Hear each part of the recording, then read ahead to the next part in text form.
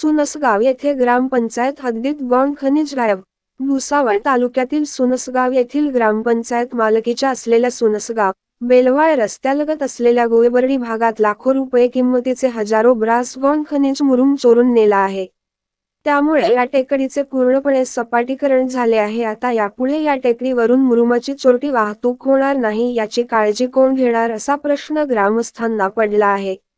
गौण खनिजाची चोरी करणारे कोण याबद्दल शासनाने कारवाई करावी अशी मागणी होत आहे.